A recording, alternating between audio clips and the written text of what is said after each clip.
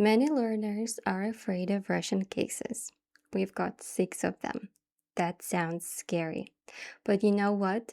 I really liked the comment that one of my viewers left recently that Hungarian has 18 cases and still some people manage to learn the Hungarian language. So suddenly 6 cases compared to 18 don't sound so terrifying anymore. So today, let's make Russian cases feel manageable and logical.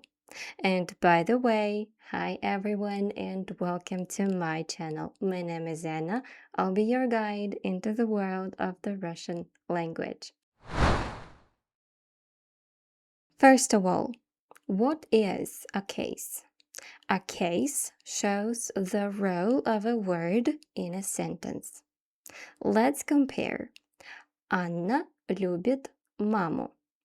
And Анну любит мама. In the first sentence, Anna is the one who loves and mom is the one who is loved. In other words, Anna is the subject and mom is the object. Anna любит маму is Anna loves mom.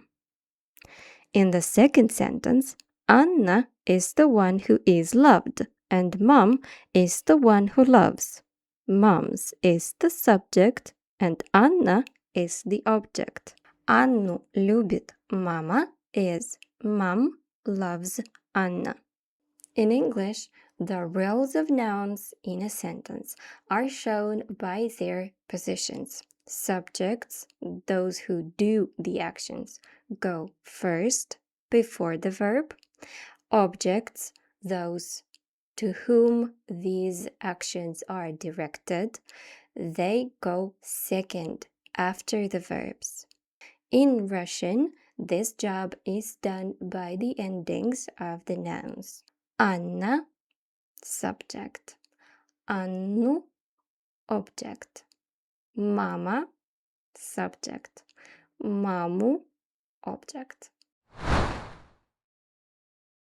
So why does Russian need cases?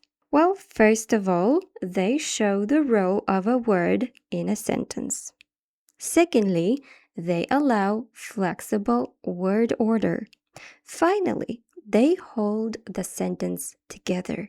Think of it like a magnetic construction set. Each word is a piece. The case endings are the magnets. You can move the pieces around, but the connections still show how everything fits together. Word order in Russian still affects emphasis and style, but the case endings keep the core meaning clear. Russian has 6 cases: nominative, genitive, dative, accusative, instrumental, and prepositional. At first, they look like a lot, but they are not random. Cases are connected to questions that they are supposed to answer. For example, именительный падеж, nominative case. Кто, что. Who, what. Родительный падеж, genitive case. Кого, чего. Whom or whose and of what. Дательный падеж, dative case. Кому, чему. To who, to what. Винительный падеж, кого, что.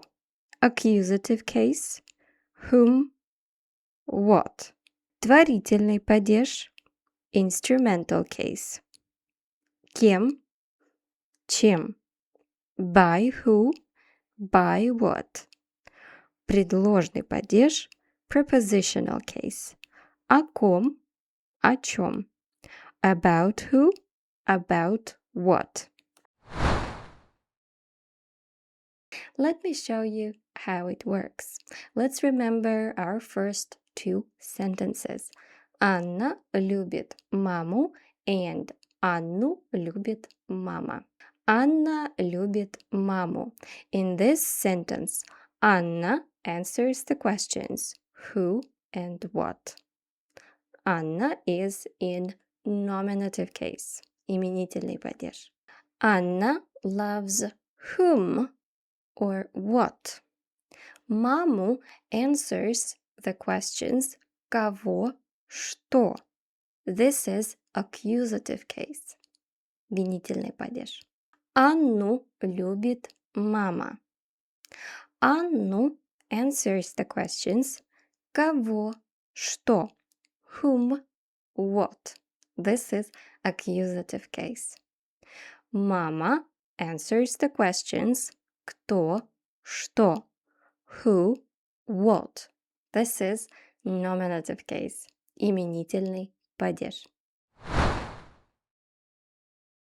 In this final part of my video, I'll share with you a funny Russian sentence which I learned in the 2nd grade when I was 8 years old to remember the order of the Russian cases.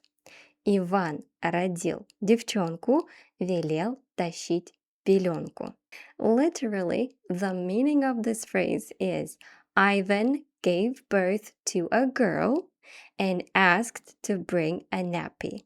In this sentence, each first letter of a word refers to a case. Иван, и, именительный падеж. Родил, р, родительный падеж. Девчонку, д, дательный падеж.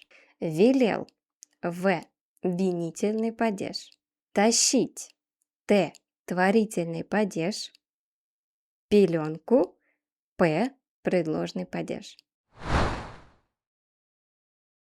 Here's the most important thing. You don't learn all the 6 cases at once. You take one case at a time. And that's exactly what we are going to do in my next videos. We'll explore each case step by step, clearly and calmly.